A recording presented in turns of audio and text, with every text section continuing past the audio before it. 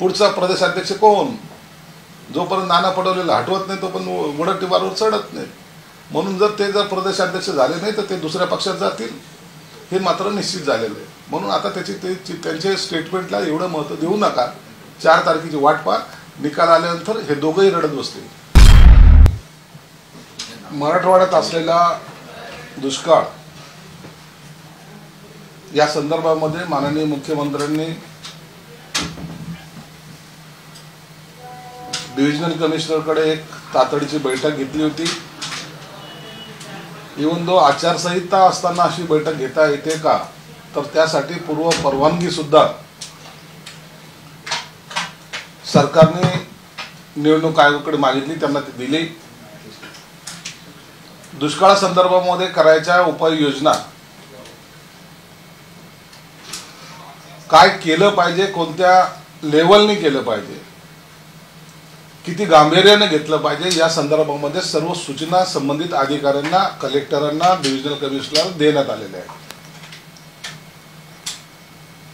या बैठकी पार पडल्यानंतर काही लोक झोपेतून जागे झाल्यासारखे जागे झालेत आणि आता ते पाहणी दौरे करतायत. मुळामध्ये निवडणुकीच्या प्रचारानंतर मिळालेली उसंत आणि त्या अनुषंगाने केलेले ह्यांचे हे दौरे राजकीय भांडवल कसं करता येईल यासाठी झालेले दौरे आहेत.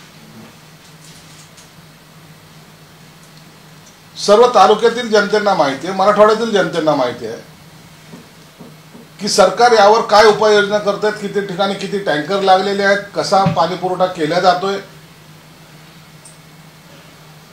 आणि मग हे दौऱ्याची पाहणी करताना मग मुख्यमंत्र्याला फोन लावणे आणि मुख्यमंत्री नॉट रिचेबल असं सांगणं, जणू काही हे फोन लावणारा आणि मुख्यमंत्री यांच्या फोनची वाट पाहत बसले असतील असा त्यांचा समज असावा. काल अहिल्यादेवींची जयंती साजरी करायला चोंडीमध्ये स्वतः मुख्यमंत्री होते, त्यांच्याबरोबर मी स्वतः होतो. आणि एखाद्या मोठ्या भव्य कार्यक्रमामध्ये असताना किंवा भाषण करताना आलेला फोन उचलत नसतात हे समजण्यासारखं आहे. पण तरीही यांना टीका कशी करता येईल यावर यांचा जास्त भर आहे. या सरकारने काय करतं, या सरकार कसं चाललंय हे सर्वसामान्य जनता जाणते. परंतु यापूर्वीचं सरकार कसं होतं याच्याकडे जर पाहिलं तर हे सगळं अजगरासारखं झोपी गेलेलं सरकार होतं. आम्हाला कोणाशीच काही देणं घेणं नाही, आम्ही कुणाकडेच पाहणार नाही आणि प्रत्येक जण आपापल्या खात्याचा मंत्री हा मला कसं भर अब्दुल्ला गुड थैली में या पद्धतीचा त्यांचा तो कारभार चालला होता. ही सर्व जनता जाणते. म्हणून आमच्यावर टीका करण्यापैकी किंवा त्याच्या ऐवजी तुम्ही सरकारला सपोर्ट केला पाहिजे. जे सरकार शेतकऱ्यांसाठी सकारात्मक काम करतं त्यावेळेला आपली भूमिका त्यांच्याबरोबर राहून किंवा त्यांना सहकार्य करून शेतकऱ्याचे प्रश्न कसे सोडवता येतील, मग ते कोणत्याही तालुक्याचे असेल, तुमच्या मतदारसंघातील जरी असले तरी हे सोडवण्याचा प्रयत्न तुम्हाला केला पाहिजे. परंतु यांना या प्रश्नाची देणे घेणे नाही. ही नौटंकी यांची काही दिवस चालेल, आणखीन 2-3 दिवस हे नौटंकी करणार, नंतर हे कुठं जातील हे यांना सुद्धा माहीत पडणार नाही.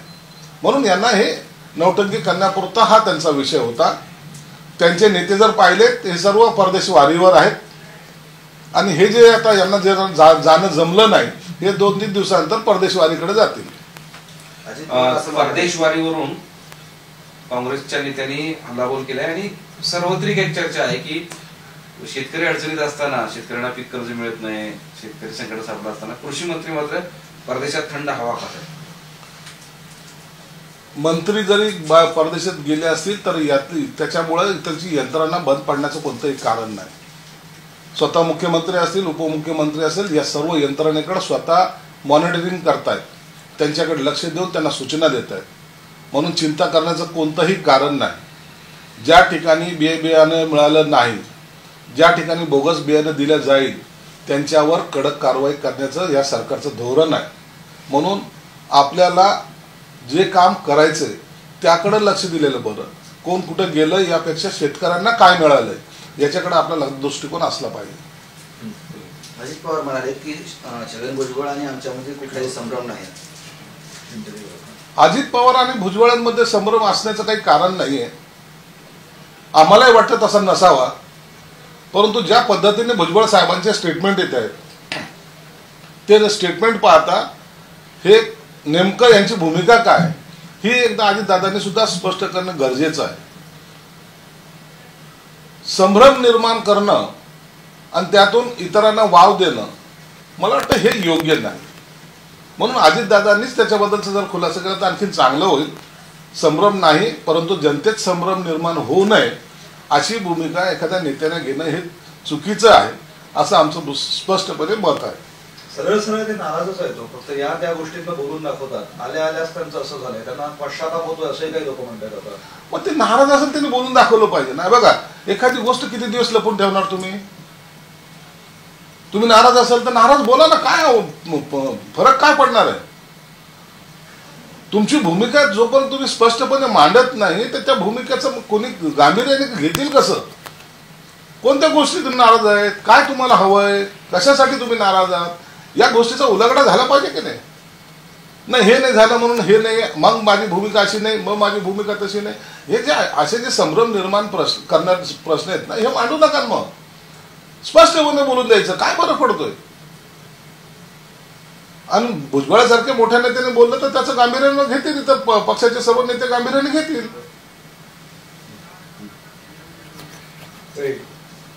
पण छगन भुजबळाची नाराजी दूर करण्यासाठी महायुतीचा असा प्रयत्न आहे की त्यांना राज्यसभेवर पाठवावं. अहो, त्यांचे नाराज आहेत का हेच पहिले कळू द्या ना.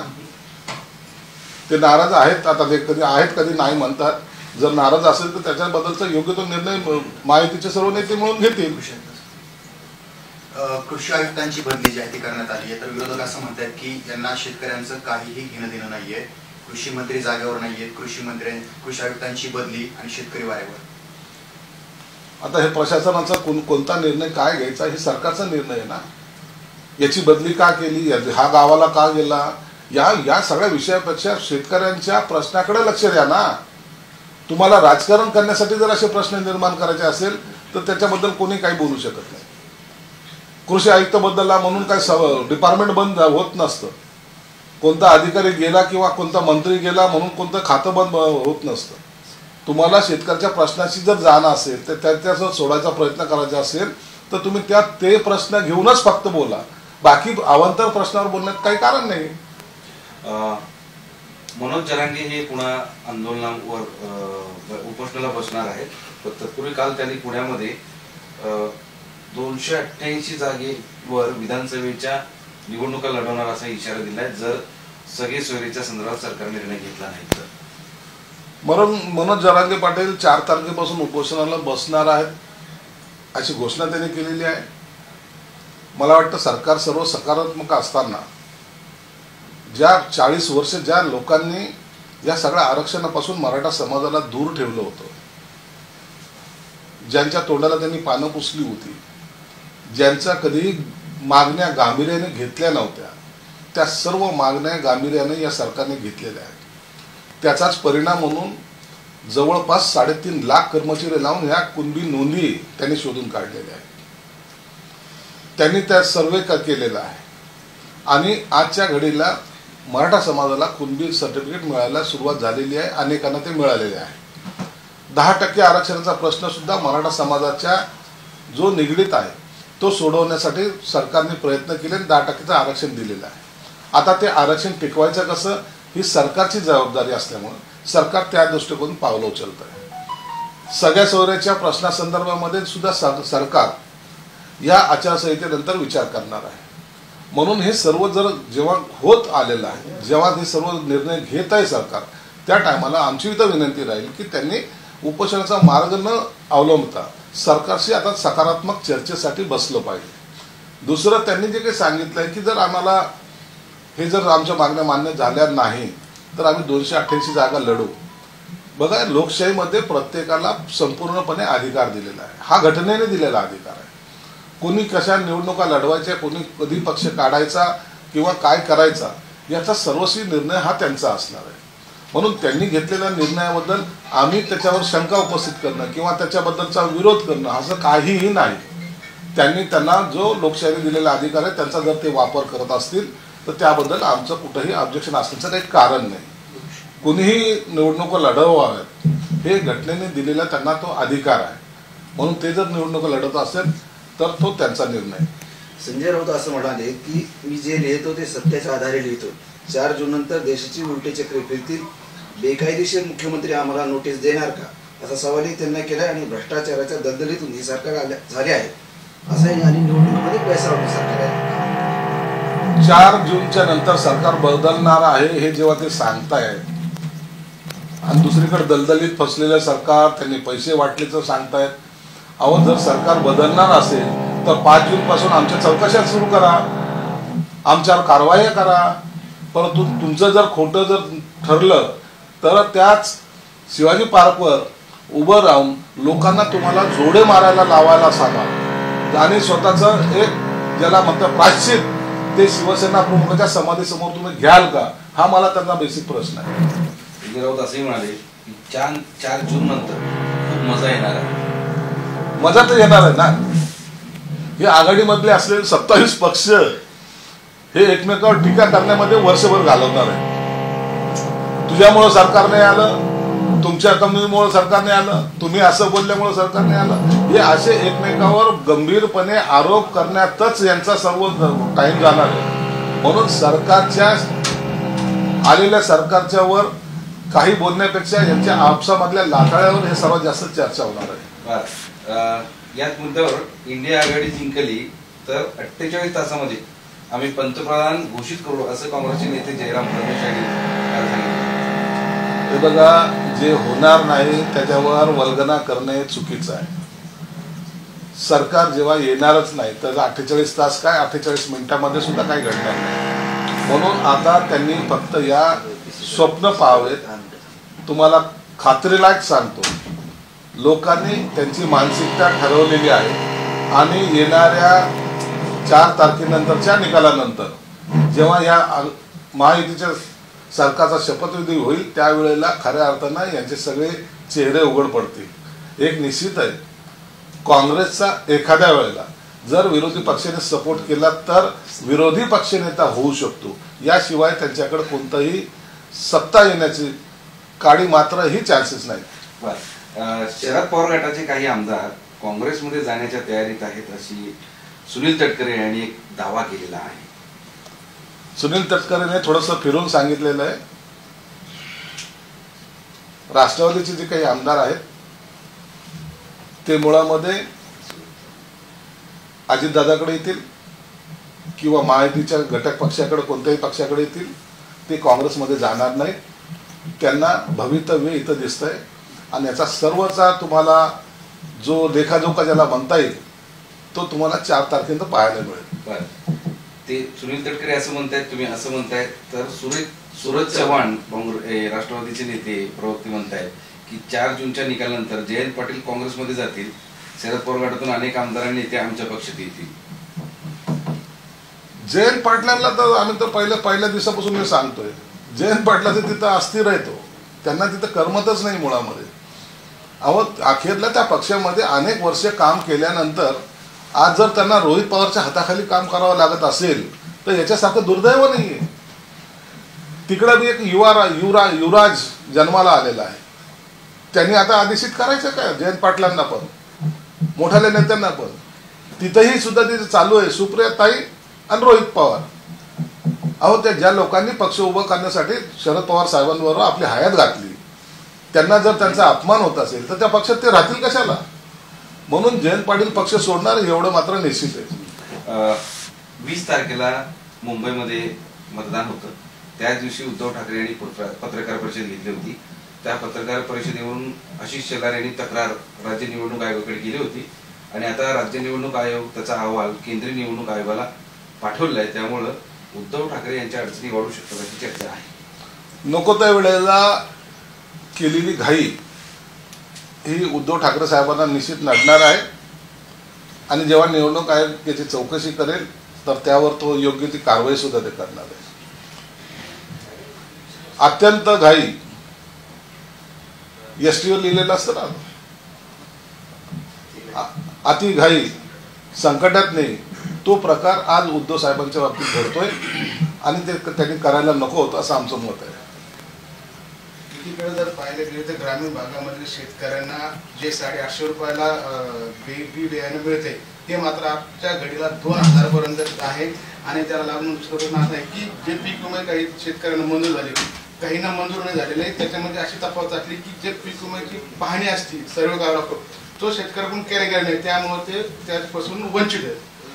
काहीकडून जर सर्वे केला गेला नसेल तर त्याचा दुबारा सर्वे केला जाईल.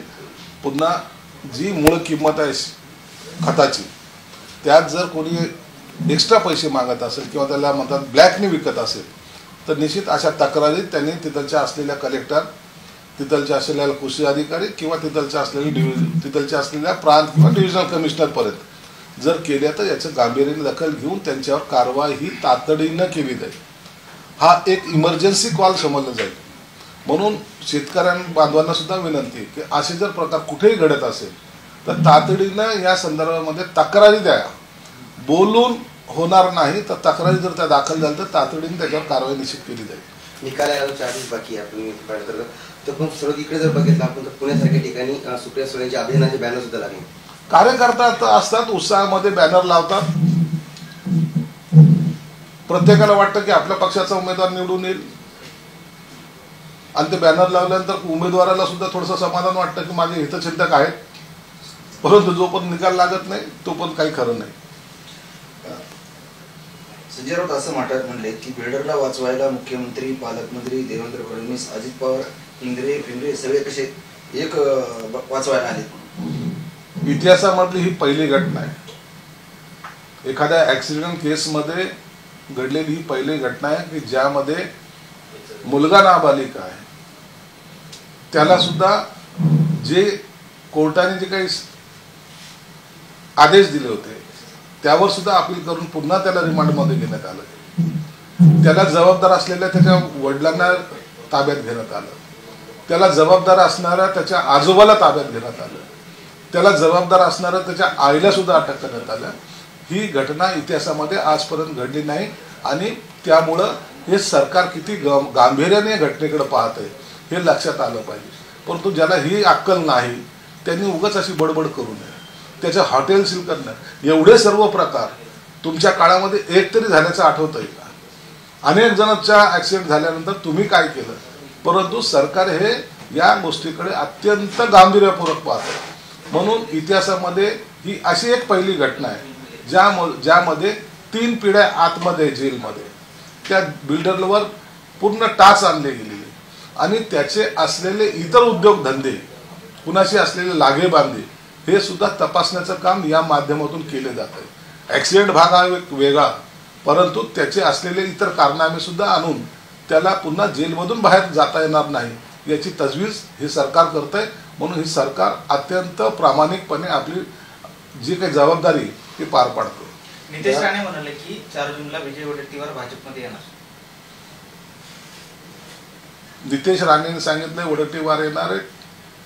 वडेट्टीवार मध्ये भाजपमध्ये येणार आहेत का शिवसेनेमध्ये येणार आहेत ते आता आम्ही दोघं जण मिळून ठरवू. परंतु वडेट्टीवार निश्चितच आता कोलांटी उडी मारल्याशिवाय राहणार नाही. दादांचे खासदार शिंदेनी पाडले सिद्ध होईल आणि सामना लेख सत्याच्या आधारे असतो. पाडापाडीचा अंतर्गत खेळ सर्व आहे असं संजय राऊत म्हणतात. संजय राऊतच्या या स्टेटमेंटला महत्व नसतं.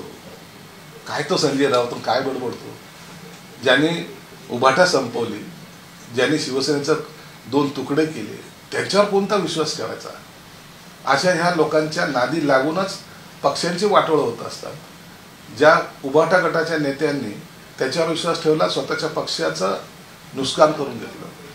ज्याच्यावर विश्वास ठेवून शरद पवारांनी विश्वास ठेवला त्यांनी आपल्या पक्षाचं नुकसान केलं. हे दळभद्री पायाचे लोक ज्या ज्या ठिकाणी जातील त्या ठिकाणचा सत्यानाश झाल्याचं समजा 100% तो पक्ष त्याच्या घरामध्ये भांडणं किंवा तो पक्ष संपेल एवढं मात्र आम्ही आग्रहलेख जरी लिहित नसलो तरी हे सत्यवचन आहे. ससूनमध्ये दिवसाला 25 रुग्ण मेल्याची घटना काहीतरी झाली आहे, समोर येत आहे. मात्र आता सर्वसामान्यांच्या ऍडमिट होण्यात भीती निर्माण होते.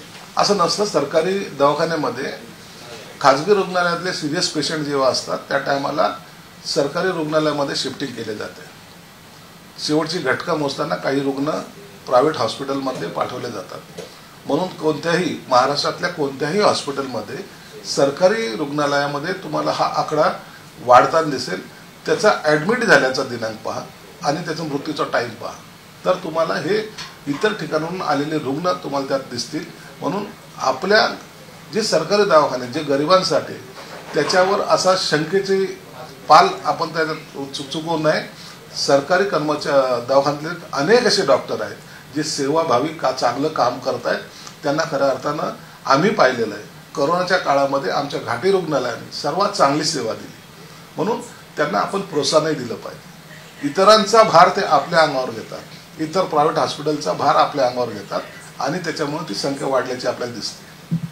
विजय वडेट्टीवार म्हणतात कृषी मंत्री विदेश दौऱ्यावर आहेत, मुख्यमंत्री ही नॉट रिचेबल आहेत आणि त्यानंतर तुम्ही सरकारमध्ये येतात आणि मंत्री होतात, ते नेमकं झक मारायला होतात का, असं त्यांनी प्रश्न उपस्थित केला.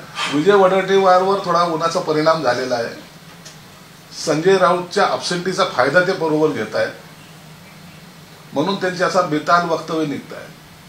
मोदी ध्यान साधनेला बसले तर त्यांनी तिकडंच मरावं असा वक्तव्य जर ते करत असतील तर त्यांच्या बुद्धीची आता कीव करायची वाटते. म्हणून विजय वडेट्टीवारला सुद्धा ऊन लागण्याचा हा परिणाम आहे. त्यांनी सुद्धा आता आराम करणं गरजेचं आहे. राहुल गांधी पंतप्रधान होणार, इंडिया आघाडीच्या 350 पेक्षा जागा मिळतील असं वडेट्टीवार म्हणले. तर अमित शहा असं म्हटले की 400च्या पार आमच्या जागा येतील आणि आमचा पंतप्रधान.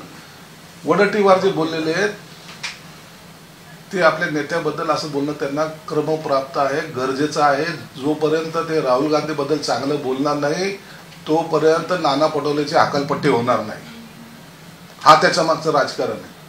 त्यांनी राहुल गांधीबद्दल त्यांना चांगलं बोलणं हे गरजेचं आहे आणि म्हणून आता पटोलेची जेव्हा हकालपट्टी होईल त्या टायमाला त्या ठिकाणी त्यांची वर्णी लागेल का यासाठी त्यांचा तो प्रयत्न आहे. म्हणून निवडणुकीमध्ये काय होणं त्याच्याशी त्यांचा काहीही संबंध नाही. नाना पटोले म्हणतात आम्ही राज्यात 30 आणि देशात 300 येणार आहे. दोघांची स्पर्धा चालू आहे, नाना पटोले आणि वडेट्टीवार. पुढचा प्रदेशाध्यक्ष कोण? जोपर्यंत नाना पटोलेला हटवत नाही तोपर्यंत वडेट्टीवारवर चढत नाही. म्हणून जर प्रदेशाध्यक्ष झाले नाही तर ते दुसऱ्या पक्षात जातील हे मात्र निश्चित झालेलं आहे. म्हणून आता त्यांच्या स्टेटमेंटला एवढं महत्त्व देऊ नका. 4 तारखेची वाट पहा. निकाल आल्यानंतर हे दोघंही रडत बसतील. देश विदेशातील प्रत्येक घडामोडींचे लाईव्ह अपडेट मिळवण्यासाठी आता साम टीव्हीच्या सर्व सोशल मीडिया प्लॅटफॉर्मला लाईक, फॉलो आणि सबस्क्राईब करा. तसंच सर्व नोटिफिकेशनसाठी बेल आयकॉन प्रेस करायला विसरू नका.